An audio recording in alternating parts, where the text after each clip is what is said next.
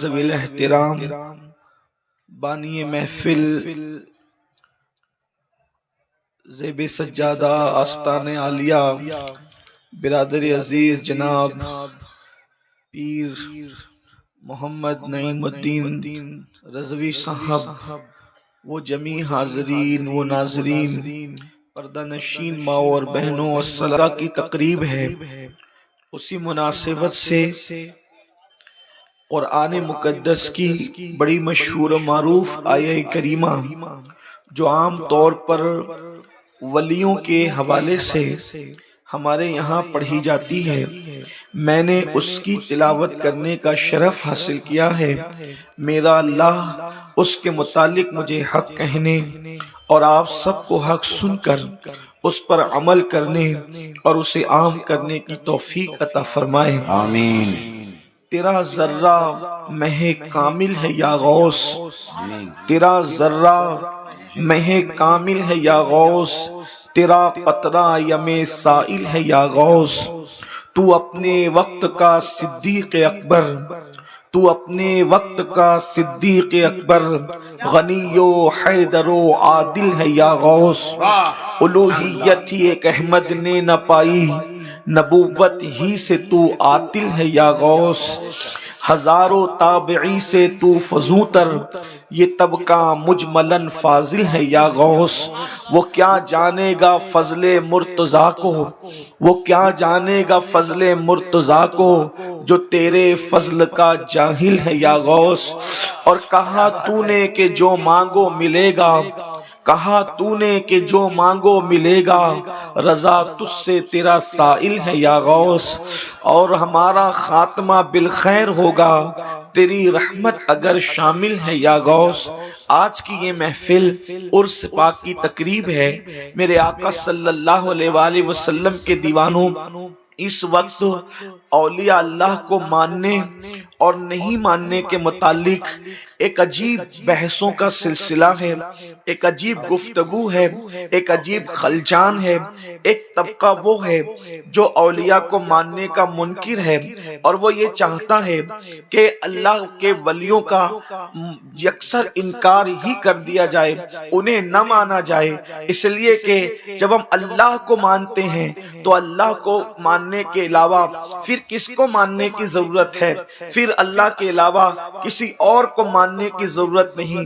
یہ بات بڑی خوبصورت لگتی ہے ظاہری طور پہ کہ اللہ کو مانو اور اللہ کے علاوہ کسی کو نہیں مانو، خوبصورت لگتی ہے ظاہری طور پہ بات، لیکن کیا واقعی جو ہے وہ ایسی حقیقت ہے کہ صرف اللہ کو مانو؟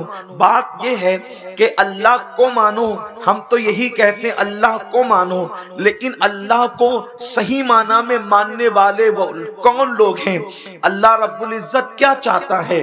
اگر اللہ رب العزت کو کوئی مان رہا ہے، مثال کے طور پر ایک بات سمجھانے کے لیے اپنے نوجوانوں کو بتانے کے لیے کرنا چاہتا ہوں، مثال کے طور پر اگر کوئی مجھے مانتا ہے اور مجھ سے محبت کرتا ہے تو وہ کہے کہ میں تو صرف انہی کو مانتا ہوں، ان کے سوا کسی کو نہیں مانتا، اور پھر میں کہوں کہ نہیں میرے علاوہ میں مولانا سے محبت کرتا ہوں، آپ کو ان کو بھی ماننا پڑے گا، لیکن بڑھ کر کوئی کہے نہیں جناب ہم تو صرف آپ کو ہی مانیں گے، آپ کے سوا ان کو نہیں مانیں گے، تو اس کا مطلب یہ نکلا کہ وہ مجھے ماننے کی چیٹنگ کر رہا ہے، وہ مجھے ماننے کی ایکٹنگ کر رہا ہے، وہ مجھے ماننے کے حوالے سے منافقت کر رہا ہے۔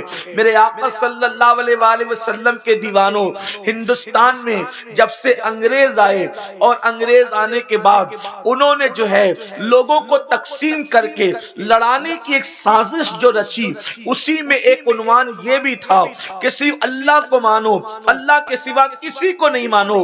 حالانکہ اللہ یہ نہیں چاہتا، اللہ کیا چاہتا ہے؟ دیکھیے روز اول اللہ کی حکمتیں دیکھیں، وہ حکیم ہے، وہ مدبر حقیقی ہے، اس کا ہر کام حکمت سے بھرپور ہے۔ اللہ اکبر۔ اکبر، ابھی اللہ رب العزت نے دنیا کا پہلا انسان بنایا، اور دنیا کا پہلا انسان بنانے کے بعد اللہ رب العزت نے فرشتوں کو کہا اس کے سامنے جھک جاؤ، اس کے سامنے سجدہ کرو، میری عبادت کرنے والوں، لاکھوں ہزاروں سال سے میرے سامنے جھکنے والوں، اس انسان کے سامنے جھک جاؤ۔ سب جھک گئے اس کے سامنے، لیکن ایک نہیں جھکا۔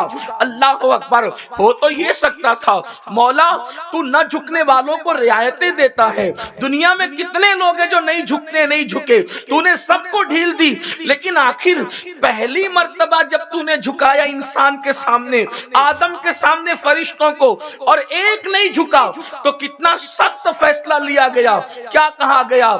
اللہ اکبر، اخرج، نہ خارج کر دیا گیا، نکل جا، انکا رجیم، تو مردود ہے، مردود۔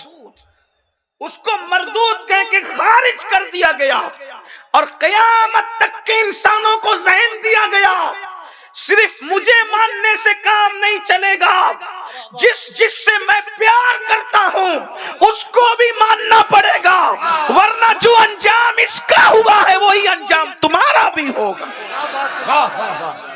ہمیں پہلے ہی دن ذہن دے دیا گیا، یعنی میرے محبوبوں کو اگر نہیں مانو گے تو ہم نے ہزاروں سال عبادت کرنے والے کو شیطان بنا دیا، ہزاروں سال عبادت کرنے والے کو اپنے دربار سے باہر کر دیا۔